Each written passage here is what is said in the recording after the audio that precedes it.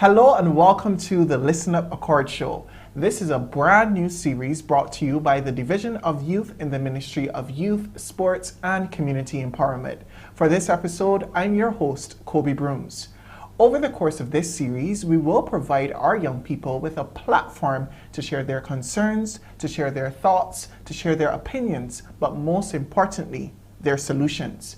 And it doesn't stop there. We will also engage guests who are experts in their related fields who will lead the discussion on topical issues facing our young people. On this first episode of the Listen Up Accord series, we will be dissecting life after incarceration. Stay tuned, we have a jam-packed program and a lot to uncover. We also have some giveaways as well, but I'll tell you a little bit more about that as we get on to the show. But I'll just encourage you to be engaged in our comment section, and the most engaged comment will get that prize. Today, we will be hearing from a young lady who spent over 12 years behind bars. And trust me, this is an experience that you don't want to miss out. Her name is Rachel Adams. We also have on the line today, Miss Madupe Bodo. She's a senior program researcher at the Criminal Justice Research and Planning Unit with over 15 years experience in the field of criminology and criminal justice. And we also have the executive director of the Prison Fellowship, Neil Dowden. So be sure to listen up for the real talk and real conversation when we come back.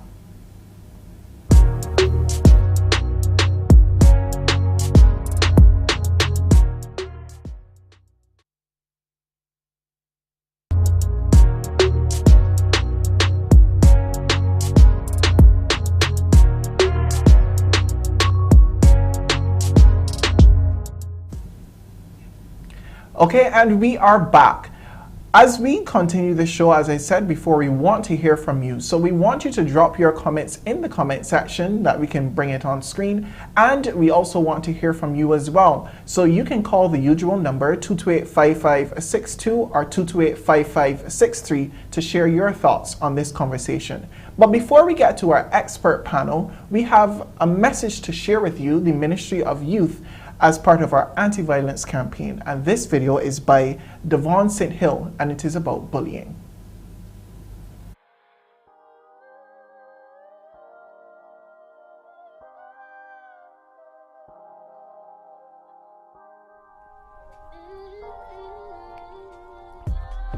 Bullying is the most sinister thing you could do to someone.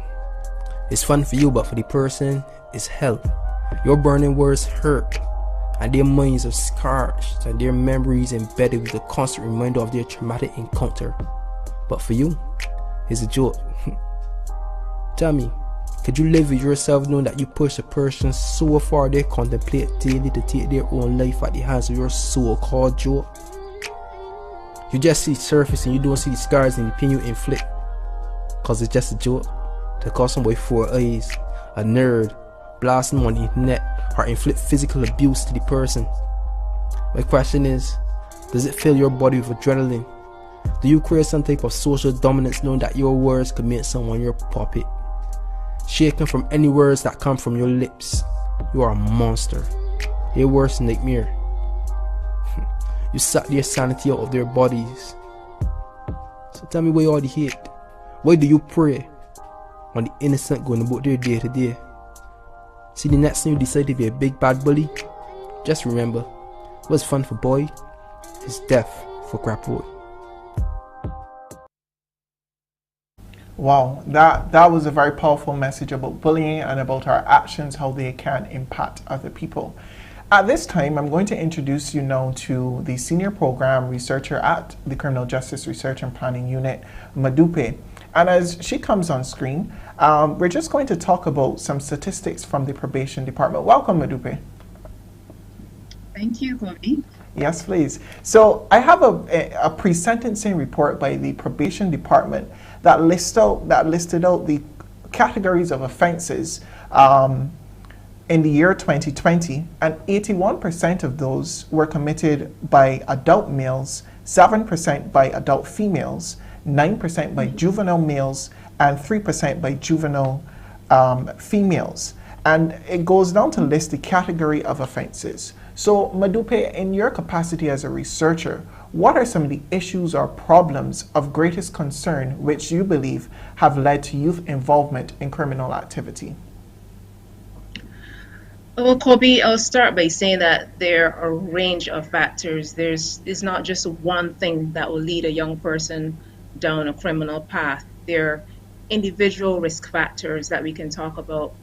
There could be a history of violent victimization. It could be physical violence, sexual violence, emotional abuse. There's that exposure to violence and conflict in the family. We have young persons who would have been left behind by the education system. There's a lot of debate going on now since there's discussion about the end of the 11 plus examination. So we know that there are issues on that end and we're working to fix it.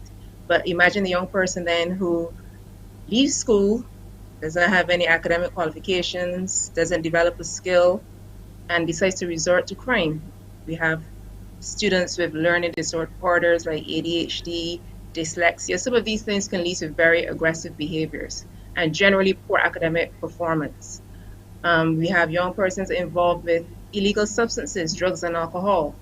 We have mental health issues and general antisocial beliefs and attitudes. We have some young persons that are just anti-authority, whether it be their parents, police, persons in the workplace, the boss, they're anti-authority. So you have that natural aggression when it comes to authority.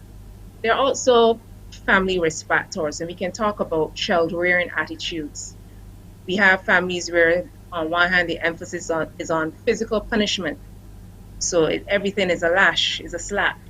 On the other hand, we have families that, anything goes, there are no boundaries. So we have, inconsistent disciplinary practices. And again, when it comes to parenting, there's some children that they have almost no emotional attachment to parents or caregivers. Poverty is a factor when we think about familial risk factors, and a history also on the side of the parents when it comes to substance abuse and criminality. There are also factors when it comes to association with peers. You hang out with delinquent peers, there's a likelihood of you becoming involved in delinquent activity. If you're rejected by those same peers, they may also lead you down that road. So, involvement in gangs is a concern. Lack of involvement in wholesome activities. That's why we encourage students at school, especially those young persons who just entered first form. You're going to school, join a club, get involved in some type of extracurricular activity. So, your time is gainfully used. You understand your civic responsibility. You feel you belong to something. And there are wider community risk factors. So we have, diminished employment opportunities, and obviously the pandemic has affected that even more. We have high concentrations of poverty, a high level of transiency. So today we by mommy, tomorrow we by daddy, next week we by granny. So you're always moving from house to house. So there's that high level of family disruption. And these factors are not, they're not just peculiar to the Barbadian youth. They're factors that we see across the region and international research, but we still are aiming to do some research so that we can kind of drill down on what is most concerning for our local situation. Well, it's very interesting that you said that, because that puts into context the figures that I have before me with the probation department, which talks about the category offenses of those same young people. There were 35 out of them acts leading to death or intending to cause death, acts leading to harm or intending to cause harm to persons, injurious acts of a sexual nature, and all of those different types of things. So what are some of the problems of greatest concern to you as a researcher which lead to youth involvement in criminal activity? Many of the things that I just mentioned. Again, with our local context, we understand the deficits with the education system. As I said, that is being worked on. And when it comes again to our education system and working with our young people from an early age, teaching conflict resolution, mediation skills, so that everything is not automatically a resort to violence, helping make healthy decisions, understand that your decisions have a consequence. So starting from that, very young age, and understanding where getting involved in delinquency could lead. And we also have to keep an eye on the issues regarding substance abuse. And we are also seeing levels of mental health issues cropping up. So from our end, those are the things that we think we really need to keep an eye on. Okay, and definitely, the show today is about life after incarceration, and we can't talk about that without talking about recidivism. Is there a high level of recidivism? Well, explain to our viewers what is recidivism, and is there a high level of that among our young people? If I can give a very simple definition, simply put, recidivism can be described as reoffending after having already made contact with the criminal justice system. So, for example, John Brown is released from prison today, say for theft, and by next week, he's on another theft charge or arrested for some of the criminal act. And in research, in criminological research, there are different ways to measure recidivism. So some persons measure it just on rearrest. Some persons measure it on reincarceration. When we did our research some years back, we did it with the inmate population. So we looked at reincarceration, and the level then was 68%, which is comparable to international standards. But we still need to remember that we're a small country, yeah. And we need to keep an eye on that. And for then, that point when we did the research, there were mostly property offenders who we offended within the first 6 months being back out in society. And back then, persons who committed murder were less likely to recidivate. So we're seeing slight changes now in our recidivism, more the acts, but the current research needs to be done, but we don't think that the level is that far removed from what it was then. Okay, and in terms now of rehabilitation, because we are talking about life after incarceration, in terms of that number being so high at 68%, is this a direct correlation between what some may perceive as a lack of rehabilitation coming out of correctional facilities, or are the two have no correlation? There is some correlation. There is a link, and it's not just necessarily with the detention facilities. It's not just necessarily with prison, but you don't just go to prison. There are various parts of the system that you pass through before you go to the prison.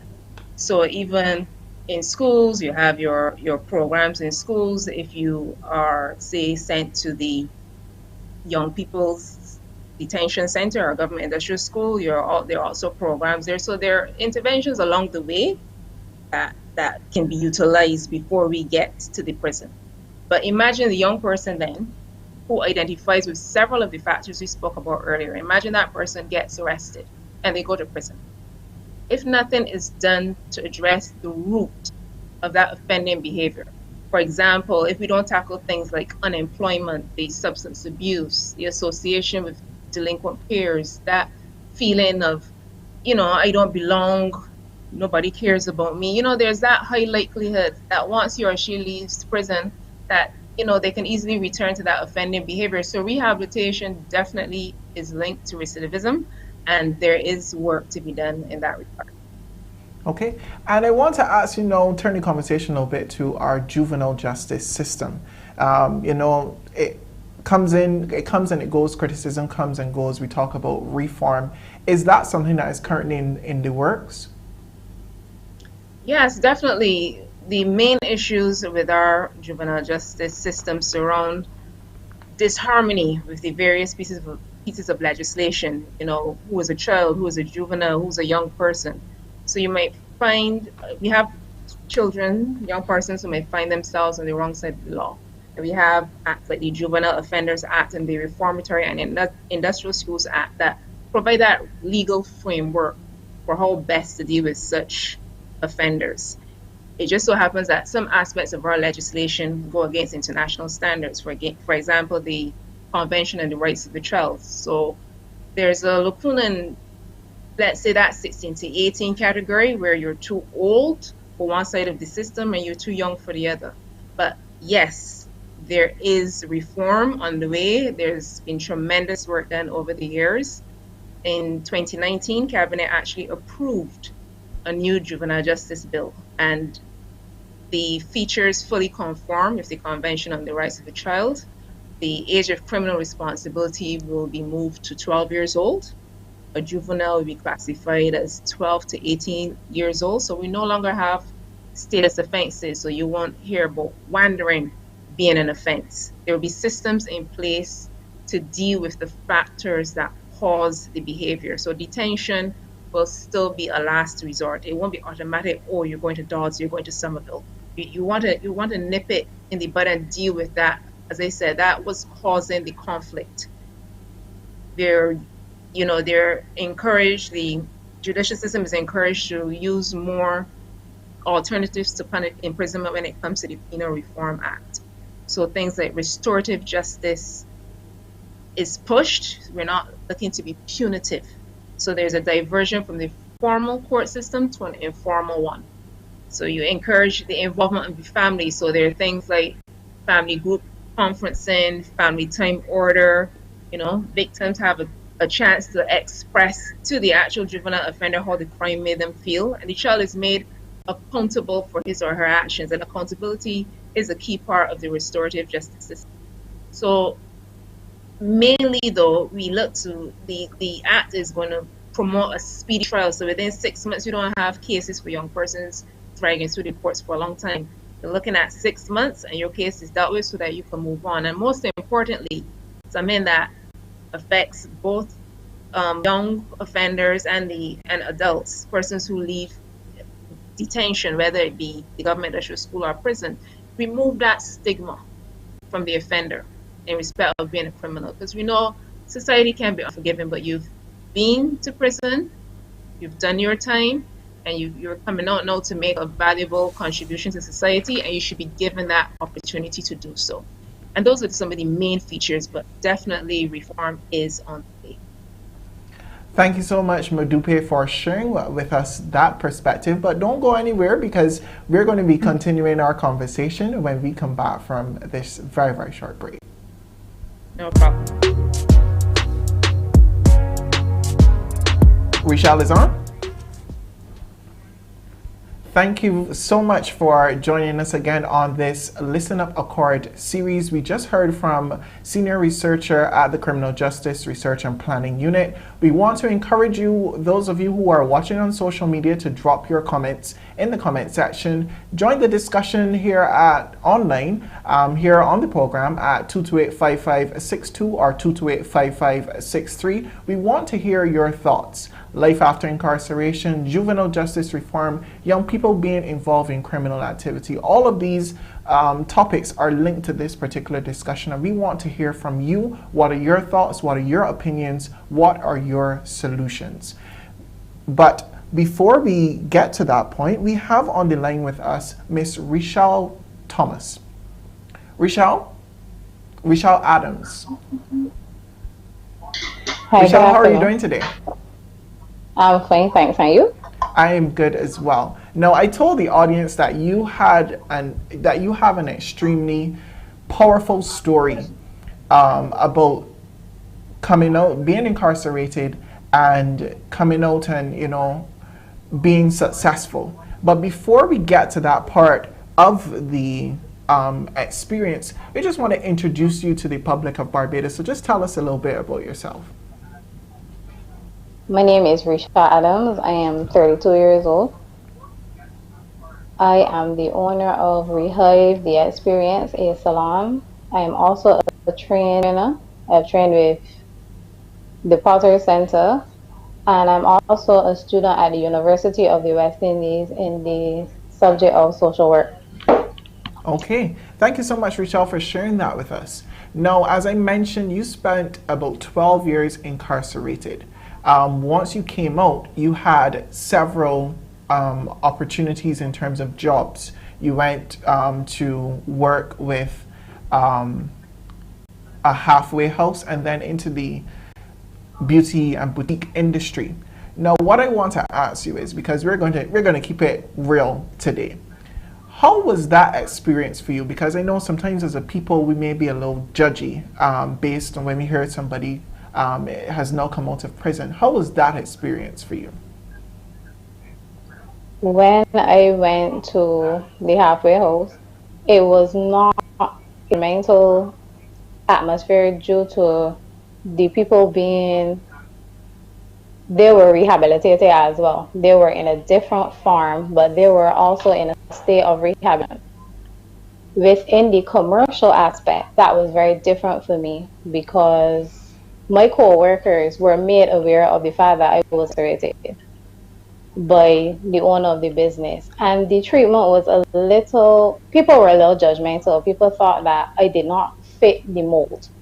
I should have behaved this way, I should have spoken this way, I should have dressed a certain way due to the length of my incarceration. Okay, and in terms now of you've been able to stay on the straight and narrow path and you've been able to open a business. Tell me about that experience of how you were able to, resist temptation or to stand above the judgmental aspects of what people thought about you to become successful now. For me, it was mind over matter, and who matters doesn't mind. So for me, it took a while, and it's a constant battle because you live with the fact that you have done something wrong. You've changed other people's life, and you've changed your life as well. So for me, being rejected in the job market, because I'm very qualified, but being rejected in the job market over and over, I had no choice but to seek employment because 12 years is a very long time. And I am not going back to prison. I'm not going back to prison. That's the truth. I'm not going back. So then I would have been a part of a lot of organizations because I would have had I was incarcerated. I would have been able to finish my key examinations, come out into society, met a lot of good people. And then I am a part of the youth entrepreneurship scheme. I'm also part of BYBT, and they would have helped me to chart on my path so that I would be a part of inclusive society. I'm also part of the hub that's a part of the Roman Catholic. They played a major role in me being able to step into the university as a student. Okay, and you were on the line when Madupe was giving the statistics about the level of recidivism, especially among young people, being about 68%. And she spoke about several issues, a wide section of issues that would cause that to be. No, some would say you're an exception to the rule, but what from a perspective of somebody who has been on the inside, what are some of the main things that you see come out for people going in or going back into to prison after they've come out? Self-esteem issues, that's definitely a key factor. Support systems, because sometimes due to the crime, some families fear the individual. If the person has spent a long time incarcerated, there is no communication. So there's a family breakdown. So sometimes it's hard for that person to come back into society and just blend in. Then is also a part of being institutionalized because you have been doing a particular routine for fun. You find it hard sometimes to blend back in. Employment opportunities. Sometimes the time for me, I always make it to interview stage. But whenever I am asked if I have ever committed an offense, and I say yes, and I share the nature of my offense and the length of time I was incarcerated, the changes, and that's the end of the interview for me. Wow. And I'm guessing that that pushed you then to your entrepreneurial activity and your entrepreneurial drive. But I want to ask you a little bit about the rehabilitation process. What was it like? Were the programs that you were involved in benefiting, or did you have to make that self-determination?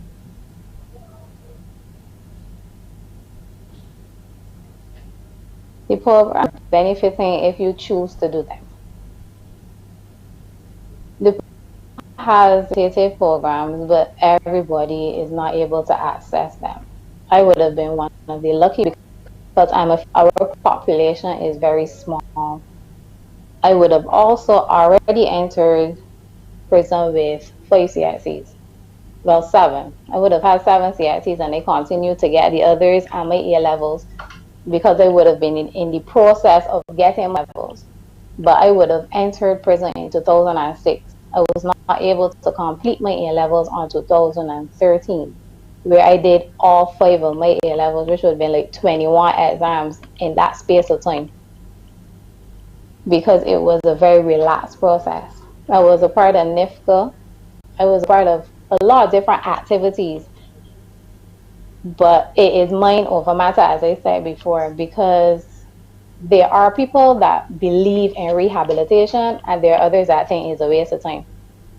Everybody does not have the strong mindset to push past what other people think of them and decide what they want to do for themselves. So yes, rehabilitation programs are available, but is how you are able to access them and how you are able to apply them to your everyday life.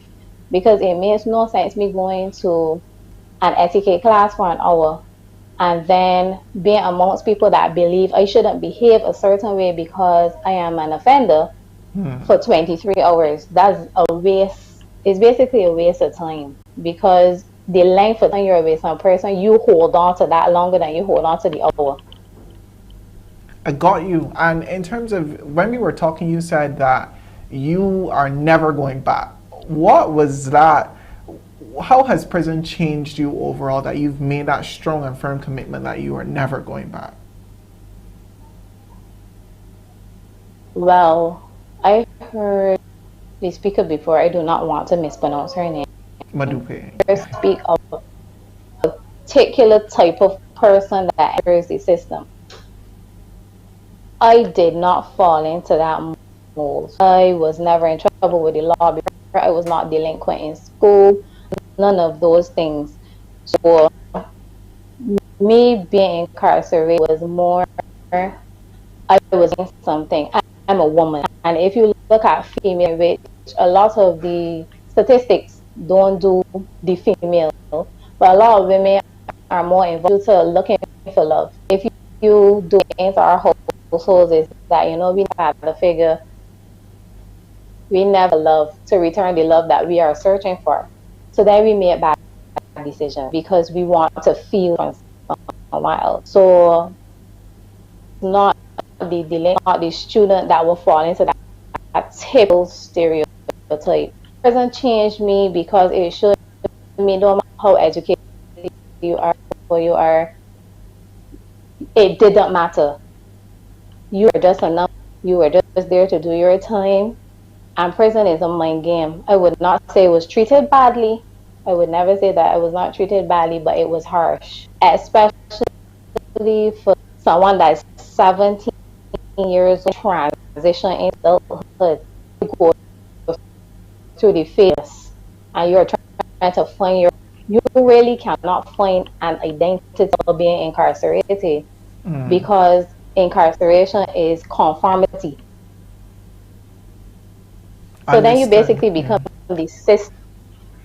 And in terms now of when I was looking at the numbers from the probation department, it showed a great number of young people. And when we look at it from the newspapers and so on, and we see the amounts of young people who are going into the prison system, you went in fairly early, as you said, at 17. So I want to ask you, you have the platform now to speak to some young people. What advice would you give them as it relates to people who may be contemplating, who may be just this much away from engaging in criminal activity, which may land them behind bars?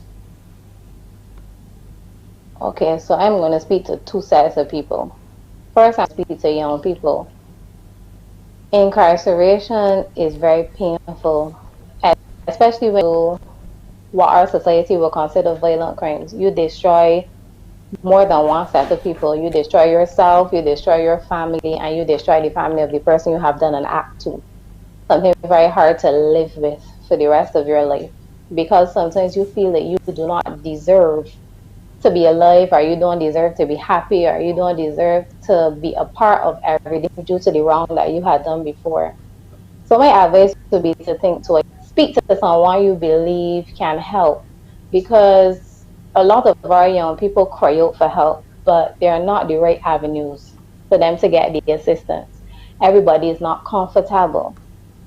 Then I'm going to speak to parents and guardians and teachers. You know, you have the first say.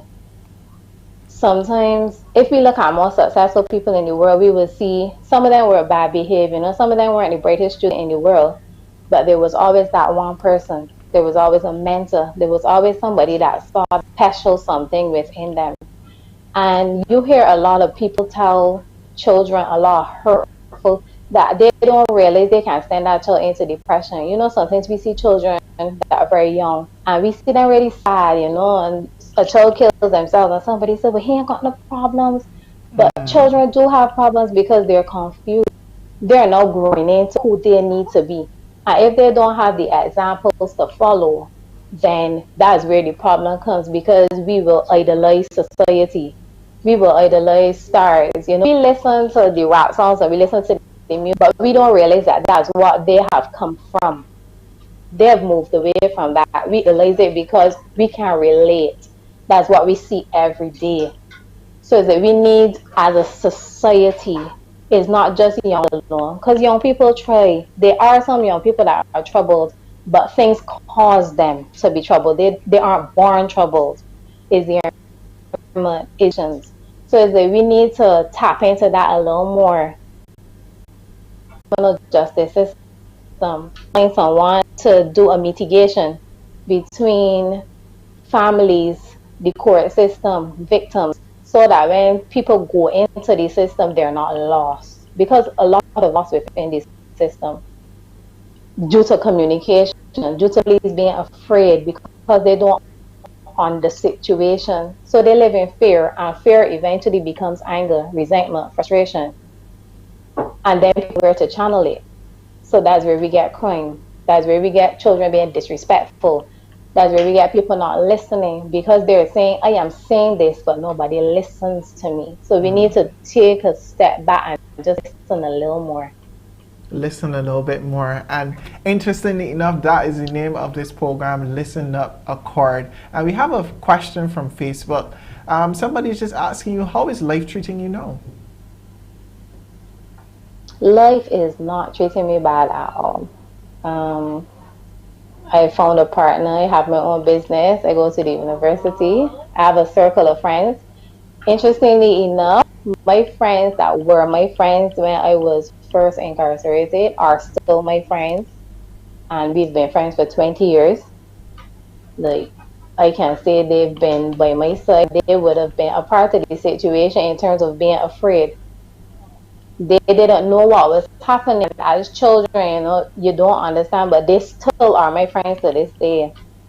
My family is still here. They came to visit while I was incarcerated. So, like, it's just, I would like to be a voice to open. Yes, we did something wrong, and I will not deny. But I would like the opportunity, and those of us that would have made that mistake and want to come back into society, we would like that second chance. We would like to be a part of corporate Barbados. We would like to be upstanding citizens. But we can't get that second chance if there's so much judgment. Judgment. Rochelle, I want to... Oh, there's one more question before we go. Chad Hazel says... well, more of a comment. He says, my name is Chad Hazel, and I went to the government industrial school at 11 years old. And I got 5 years at the industrial school for wandering. I would like an opportunity. And I think Madupe said that, you know, before that they were looking at removing that type of offense from being criminal. And he also goes on to say that anybody can change their life. And Rochelle, you know, I am very touched by the story that you shared, because particularly, you know, sometimes we paint people with a brush, a very judgmental brush when they are incarcerated and when they come out. And the same experience that you had when you first came out, people being made aware of your situation and making life difficult, is something that we as a society have to sit down and do some reflection on, as we as we progress into the 21st century, 2021 and beyond. Richelle, I want you to stick around for the rest of the program. We're going to be inviting some callers, some Facebook and YouTube comments. We are going to be talking with Madupe a little bit more, but before we do that, and we're going to be having Mr. Neil Dowden, who's the president of the Barbados Prison Fellowship, coming on and sharing his experience as well. But before we do that, we want to remind you of tell you about what our giveaway prize will be. So up for grabs, Compliments Accra is a staycation for two. So what we want you to do is to go into the comment section. So even if you're at home watching, log on to the Division of Youth Facebook page and go and make a comment about what you think. It could be a suggestion. It could be a comment about what has been happening so far. And the person who has the most engaging comment, we will be making contact with you. And just like that, you can get that staycation for two. We continue our conversation now with Mr. Neil Dowden. He is the head of the Barbados Prison Fellowship. But before we have that conversation, we're going to take a quick break here.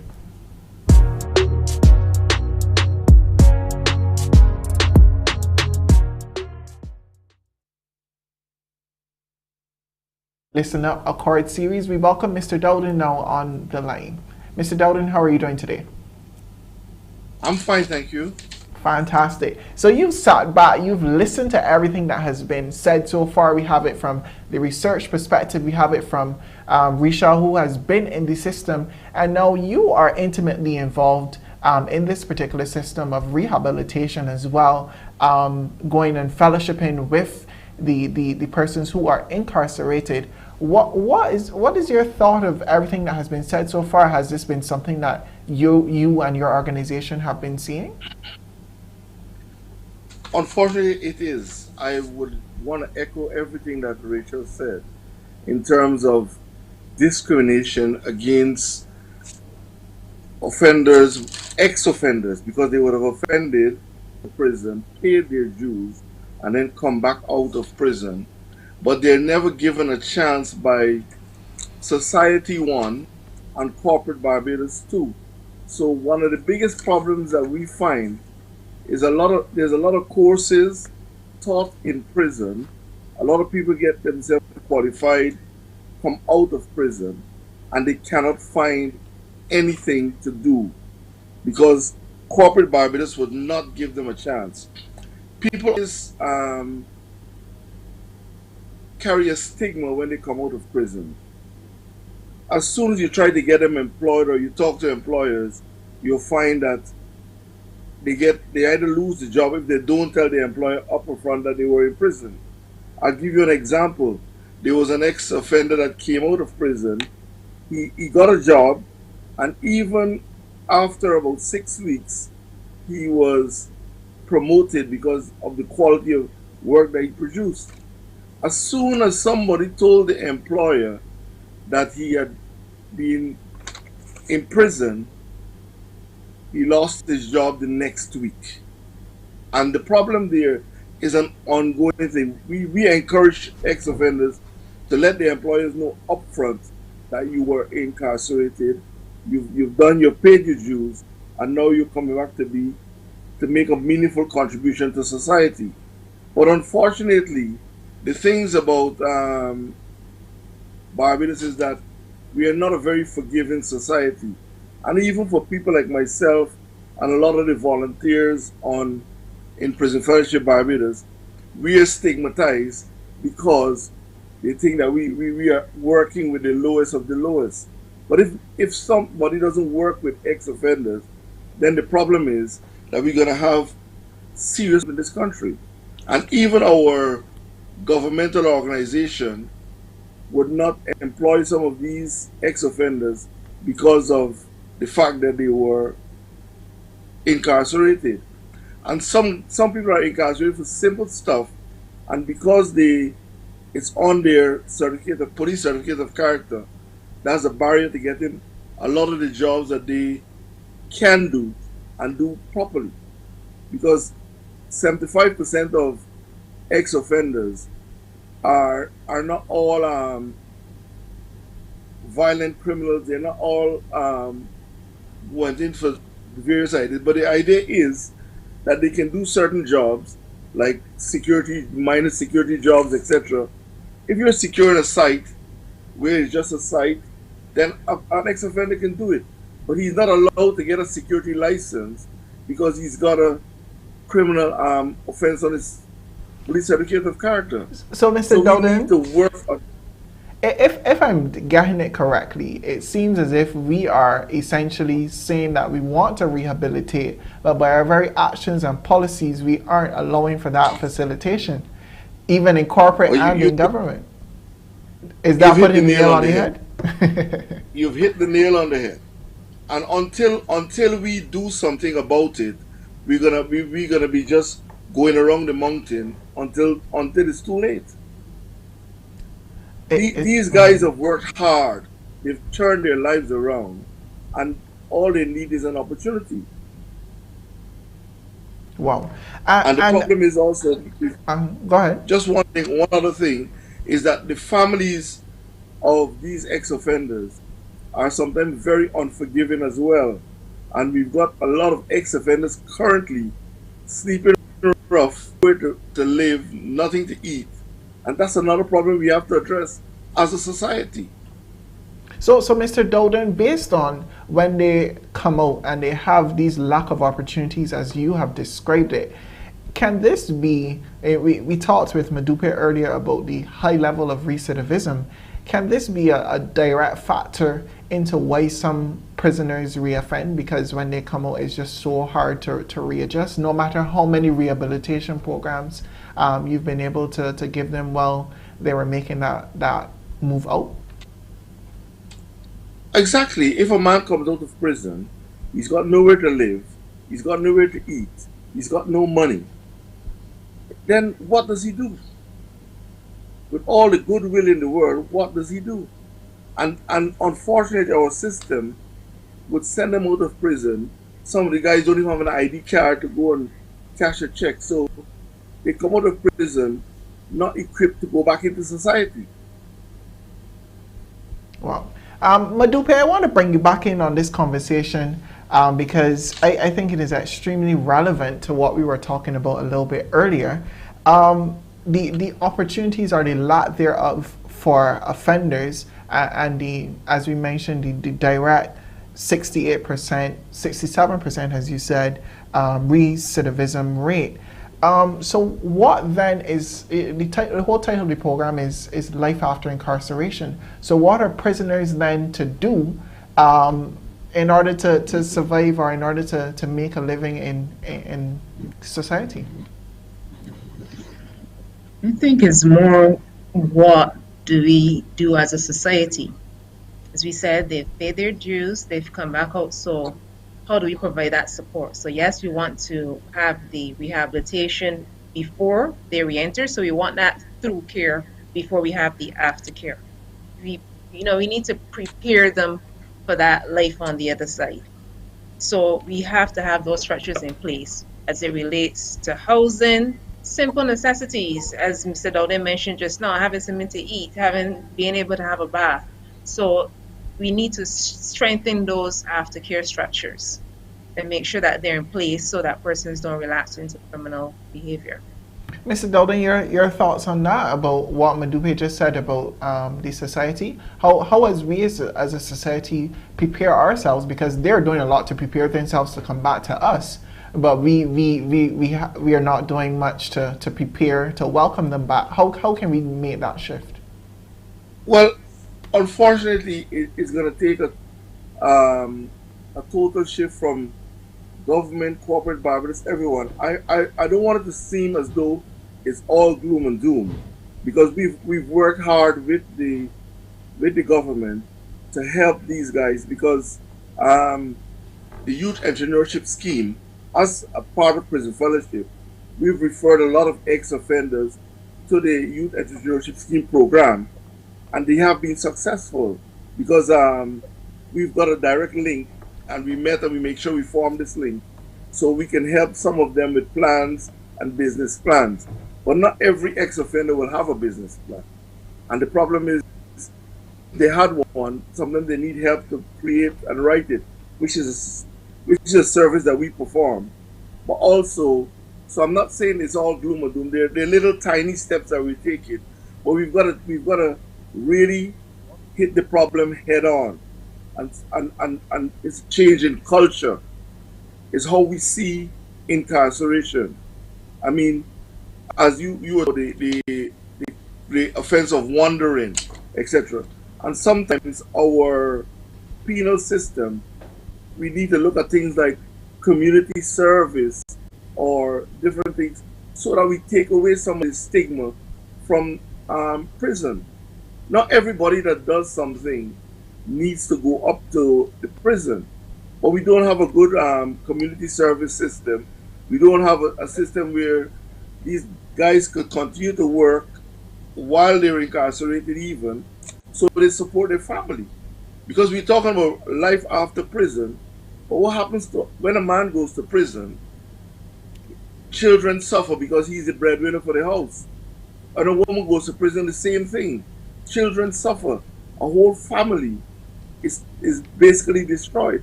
And that's one of the problems that we see at Prison Fellowship on a daily basis. For instance, going back to school. We've helped over 400 children to get back to school, but because their father is not at home, he's incarcerated. Who looks at that?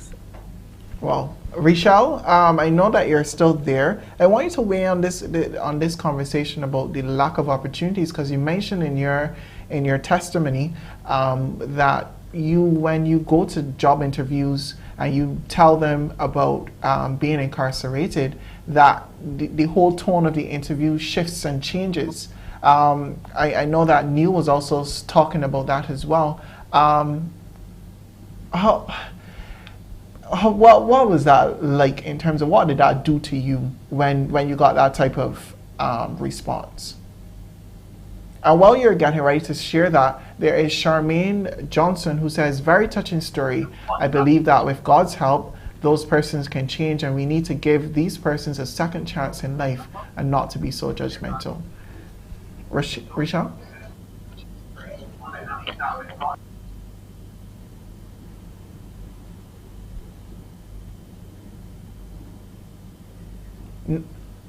Not hearing you, Risha.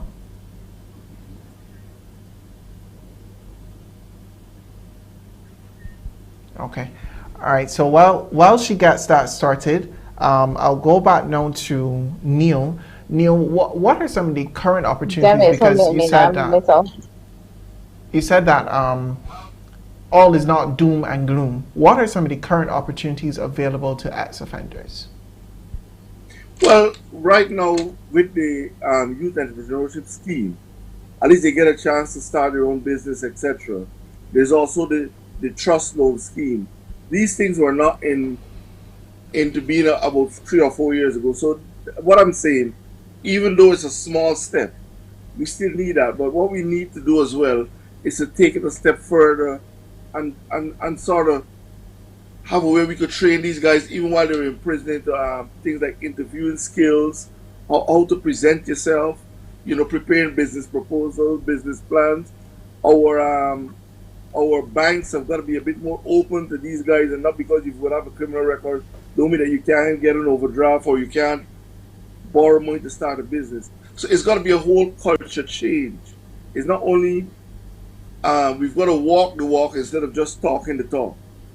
Most definitely, Neil. We have Richelle back. Richelle, we were talking about the interviews. We were talking about the interviews and the shift. What did that do to you mentally, or how did that make you feel when you go to interviews and the mood just shifts after you tell them that you were incarcerated? It makes you feel despondent. It makes you feel that you're not enough. But then there's the will and the determination to prove everybody wrong, that you are good enough, that you are enough, that you can do something. Wow, very, very, very touching. And that goes back to Neil's point and Charmaine's when she commented and said that we are a judgmental society, and probably we have to take a real look at ourselves and to be a little more forgiving, given that people have paid their dues to society. So of course we want to talk solutions. And one of those solutions may be diversionary programs rather. Madupe, what would you say are some of the, from a research perspective, maybe from Barbados or different countries, what are some of the successes of introducing diversionary programs?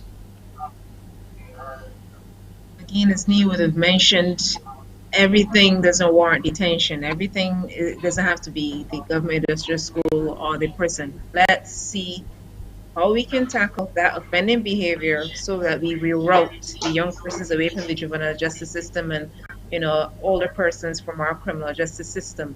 So holistic diversionary programs. So tackle the issues, tackle the substance abuse, tackle the educational deficits. Let's involve the home situation. Let's involve the families. Let's involve, for those who are incarcerated, let's involve the children in that process. So that, as I said, there's that holistic element. I mentioned earlier we have a lot of generally angry young people out there. Let's tackle this aggressive behavior. We have many organizations that run conflict resolution programs. So things like that need to be promoted. But if we think about those that have already made contact with the system, they may not be incarcerated. Again, let's see how we can improve their way of life. So is it education we're going to look at? Neil spoke about preparing them for the world of work. Simple things like how do you write an application letter? Yeah, so it needs to be a total holistic approach if we're going to arrest the type of delinquent behaviors that we're seeing. Most definitely. And as we are winding down, I still want to hear from the public. And if you want to, you can make your commentary on our Facebook pages, or you can give us a call at 228-5562 or 228-5563. And Charmaine Johnson says these programs should start when they're still incarcerated, not wait until they come out, then try to figure it out. So, Richelle, I'm going to come to you because who better to hear what is a better program or what may work better than somebody who has experienced, who has lived? Because sometimes we speak about things that we haven't necessarily experienced, and it may not, necessarily be the best solution. So I want to hear from you, Richelle, in terms of diversionary programs. We may say, and it may sound good, but what practically can we do to really steer young people away from committing the offenses in the first place? I may not be able to speak on what can be done to stop young people from committing offenses due to the fact that people do things for different reasons. Mm-hmm. What may work for me may not work for you. That is just the human being. We are very complex. So more programs are tailored for the majority, and there's that one that does not fit in to that particular mold. That is just the way life is and societies are. But for me, I find the one thing missing from this entire plan is the voice of the offender. Everybody knows what the offenders need. Everybody knows what the offender wants, but nobody offender. After serving 12 years in prison, I don't want a job in my first. It's not practical. And it's not practical because I don't even know how to answer a phone. I don't know. To go into a supermarket is frightening.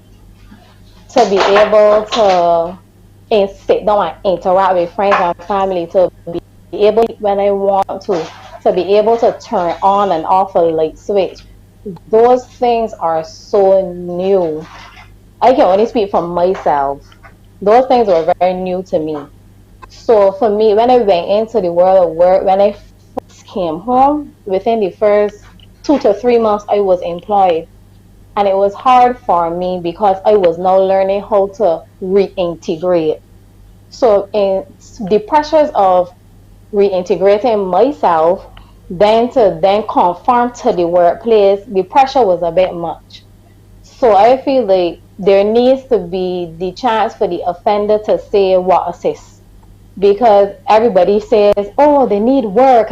they also need the social skills to cope, because it's very depressing. It's very hard to come from spending so much time away from a society to step back into a society where things have changed, people have changed, you have changed, and people are expecting you to be this person. So then when you don't fit into the stereotype, or you don't fit into the mold that these people had of you before, how do you cope with that? How do they cope with that? How does your family understand that? The thing, like for me, for instance, my family lives in fear, and I guess that's normal. They don't understand. I was never aggressive, I was never violent, but that was the nature of my crime. In talking to me, every time we have a conversation, it's like, so you gonna kill me now? And I say, well, where did that come from?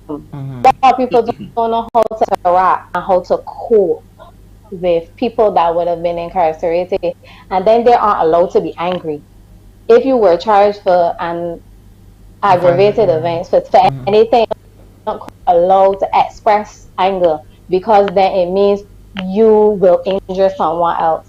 You don't have the right to be loud. You don't have the right to just express yourself as a human being, because people live in fear. They may not say it to you, but by their actions and by extension their reactions, by the things that they say, you know that they have that little nagging, wonder what will happen here. So like, these organizations are doing a good job, but they need to bring in the voice of the offender. So because you can't meet the needs of a person that you don't know. So I don't know how we are all creating these programs and there have not been needs assessments. They have done needs assessments due to statistics, not due to practically, not due to watching the livelihood of the offender, because it should be a place when you first come home, you live in a space by yourself to readjust. Your family should be able to visit you at periods of time for you to get accustomed to having your freedom again, to understand the freedom. People that were locked up for 25 years that never pay a bill in their life, how do we expect them to conform? You know, like A how lot of it is questions there, like, Rachel. it's a lot of questions, because it's like that is Yeah, the a lot of things, that but it's yeah, so that's much to the unpack and so little time, because we basically really now started to dig deep into this conversation and we are almost out of time already. So I'm going to ask Mr. Neil, Madupe, and yourself, Richelle, to give us a very short closing remark, because very unfortunate we are out of time. So Neil, I'll start with you. Life after incarceration for this Listen Up Accord series. What is your last word to Barbadians? My last words is that having listened to Rochelle and a lot of people like her, a lot of ex-inmates like her, I think the government should be looking at a transition house or transition area before people are released back into society. And while they're in this transition area, we should then try to make links with families, etc., so that when we put them back into society, they've got a support system. Rachel has a support system with her families and friends, but not every inmate that comes out is that fortunate, and that's part of the problem. So we need to ensure that we try to fix some of the problems that we've seen before we let these ex-inmates on the street, and that will go far away. So if you know that you're sentenced to 25 years, when you're about to come out, the last 2 years you should be moved out of Dodds and put in somewhere preparing you to go back into society and make a meaningful contribution. Wow, Mr. Dowden, that is extremely powerful. This program definitely has been enlightening for me, and I'm pretty sure that based on the comments that we've been seeing, that has been enlightening for others. But unfortunately, we are out of time, and we've come to the end of our show. Madupe, 20 seconds, very, very quickly, your final thoughts. I do endorse Neil's comments. I fully support them. Rochelle, I hear you. As we do our research, as I said, we are going to try to drill down to the roots. What is causing a young girl to wander? What's causing boys to get into fights, these violent fights? So with our research, we want to be a lot more targeted so that we can better inform the type of programs that are put out there, and we definitely are including the voice of those that are directly involved. Rochelle, 10 seconds, your last word. My last words are just don't let this be a fly-by-night program. Please, please, please get works. Get something that works. We need it. Thank you so much, Rochelle. Thank you so much, Madupe. Thank you so much, Neil. We want to thank all of you who made this show possible today. We want to thank our panelists. We want to thank you, the viewers. We want to thank our sponsors. And the crew here at CBC who have worked very hard with us to get this show. It has been a pleasure bringing you the first of this Listen Up a Card series. We want to encourage you to continue to comment. The most engaging comment will win that staycation for two, and we will be announcing that winner on the Facebook page of the Division of Youth. And we are encouraging you as well to join our multi-faith service tomorrow, which will be shown right here on CBC TV 8. For the first of this Listen Up a Card series, we want to thank you for joining us for the first of this Listen Up a Card series, and we're letting you know that you can check us right here again next week, the same time. Until then, stay safe.